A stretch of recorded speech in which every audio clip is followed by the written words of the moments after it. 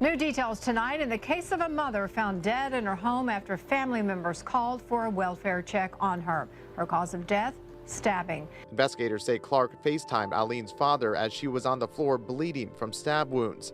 They say he then kidnapped the baby, attempting to cover up evidence at the crime scene.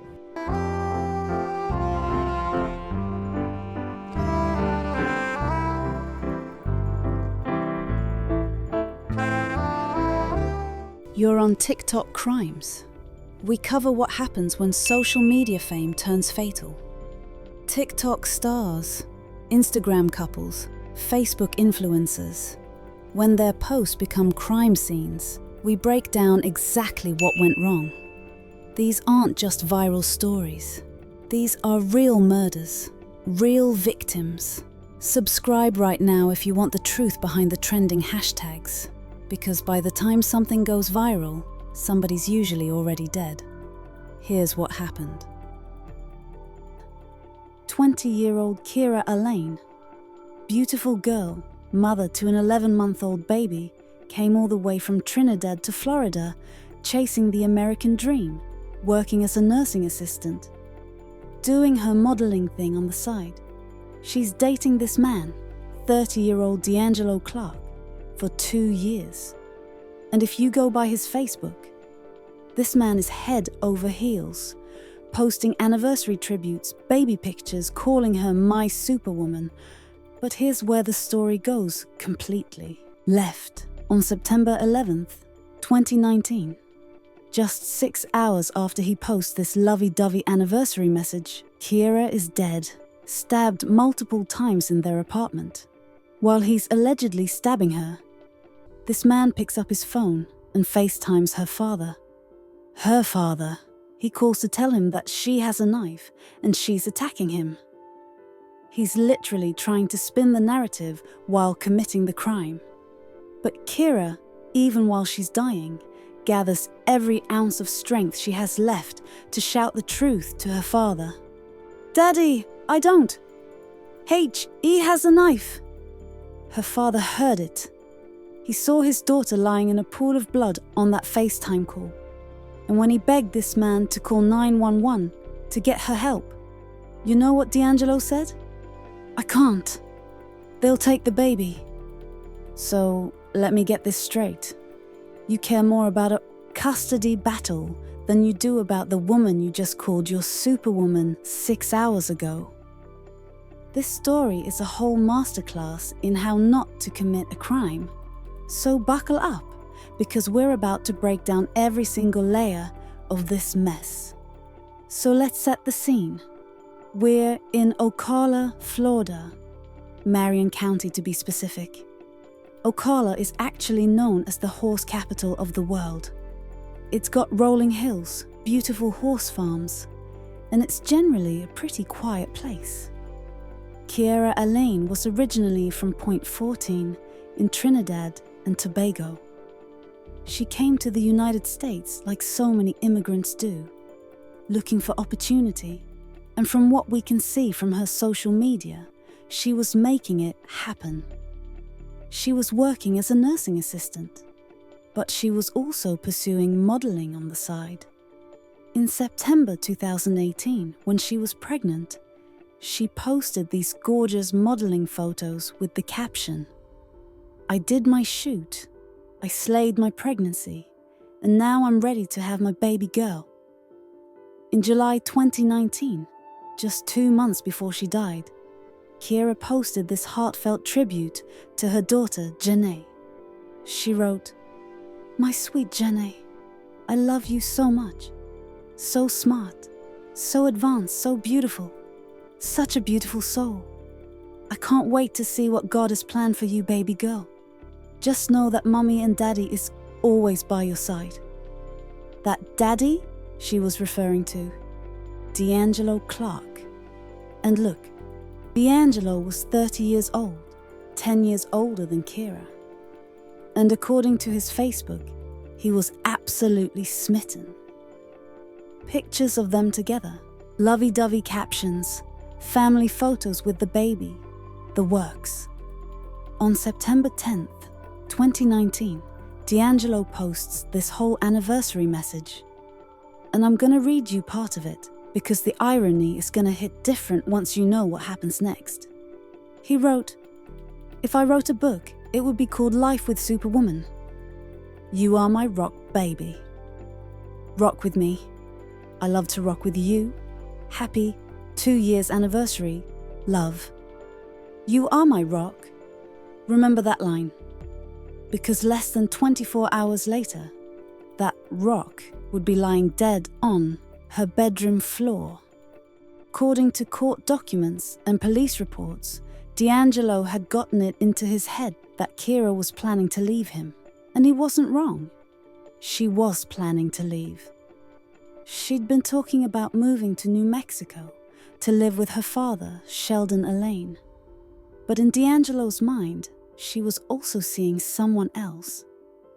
So on September 11th, 2019, and I want you to remember this is hours after that anniversary post, D'Angelo confronts Kiera in their shared apartment at 2241 Northeast 78th Lane in Anthony, Florida. We don't know exactly what words were exchanged. We don't know if she confirmed she was leaving or if she tried to de-escalate. What we do know is that the confrontation turned violent, fast. Investigators say Clark FaceTimed Alleyne's father as she was on the floor bleeding from stab wounds. D'Angelo doesn't just attack Kiera. He picks up his phone and FaceTimes her father, Sheldon, who's back in Trinidad. According to the court affidavit, D'Angelo starts the call by claiming that Kiera has the knife, that she's the one being violent, that she's attacking him. He's trying to control the narrative before the body's even cold. The audacity. But Kiera, even in her final moments, even while she's being stabbed, uses whatever strength she has left to scream the truth to her father. "Daddy, I don't. He has the knife." Sheldon Alleyne saw his daughter's last moments on that screen. He heard her desperate cries. He watched her die. When detectives later arrived at the scene, here's what they found. Kiera's body on the bedroom floor, blood on the front door handle, a blanket hanging out of the oven, and a strong smell of lighter fluid throughout the apartment. He'd tried to burn the place down, tried to destroy the evidence, because apparently murdering your girlfriend on FaceTime wasn't enough. Let's add arson to the list. The autopsy would later confirm that Kiera died from multiple stab wounds. She fought. She tried. But she didn't stand a chance. By the time Sheldon called 911 and deputies arrived at the apartment, D'Angelo was gone. And so was 11-month-old Janae. The Marion County Sheriff's Office immediately issued an Amber Alert. A baby missing, a mother dead, a father on the run. Now to an update on an Amber Alert issued out of Marion County. The baby was found safe, but the mom was found dead. Sheriff's spokesperson Cecilia Kuhn told the media. We're here today because we received a call for service at about 2:15 this morning. Family members were concerned for the residents' well-being. Our officers responded, and unfortunately at that time did find our victim deceased in the home. There was a child that was unable to be located, and an Amber Alert was issued. As soon as that Amber Alert was issued, we also began the search for our suspect in this homicide. I can now confirm that our suspect has been located in Monroe County, and our child that the Amber Alert was issued for has been recovered safely as well. D'Angelo had dropped her off before fleeing, so at least he had that much sense. The baby was unharmed. But now the question was, where the hell is D'Angelo Clark? And then, because this man cannot stop self-snitching, he posts on Facebook. I'm gonna read you exactly what he wrote. "Now I must end my life. Just know she tried to kill me. I'm sorry to her family." He posted this with a photo of him and Kiera together. For hours, nobody knew where D'Angelo was. Central Florida authorities had his car description, his license plate, everything. But he had vanished. Until they got a call from Monroe County, way down in the Florida Keys, about 300 miles south of Ocala. Now this is where the story gets even more bizarre, if you can believe it. Surveillance footage from a home in Grassy Key shows D'Angelo breaking into somebody's property and stealing items. Just straight up burglarizing a random house. Why? We don't know. Maybe he needed supplies. Maybe he was completely losing it. Who knows?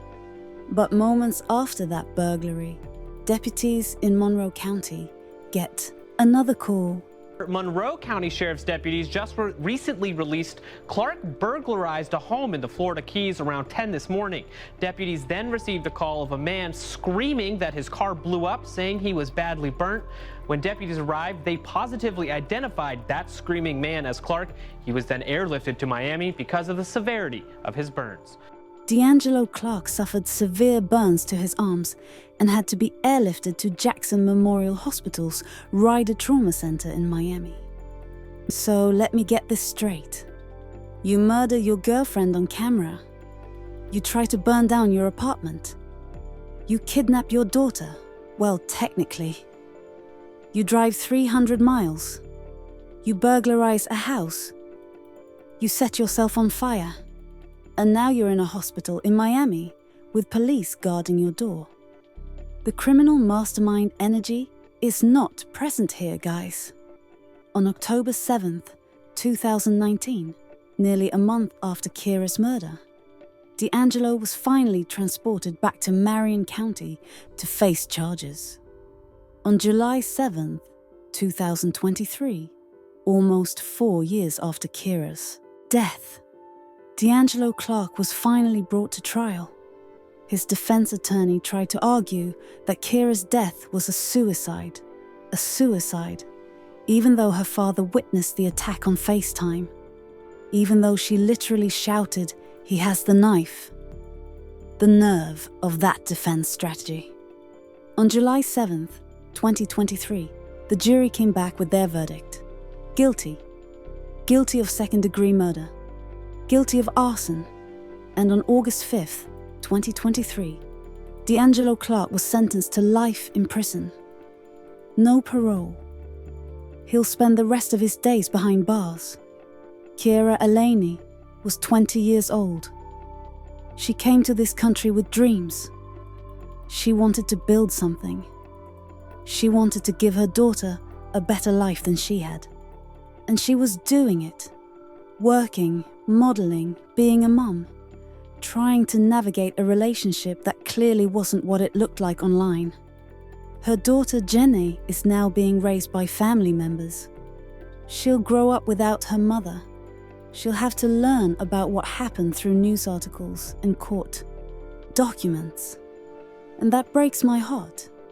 Kiera deserves so much better. Rest in peace, Queen. We see you. We remember you. And we'll keep telling your story, so other women know the signs. Stay safe out there. And I'll see you all in the next one.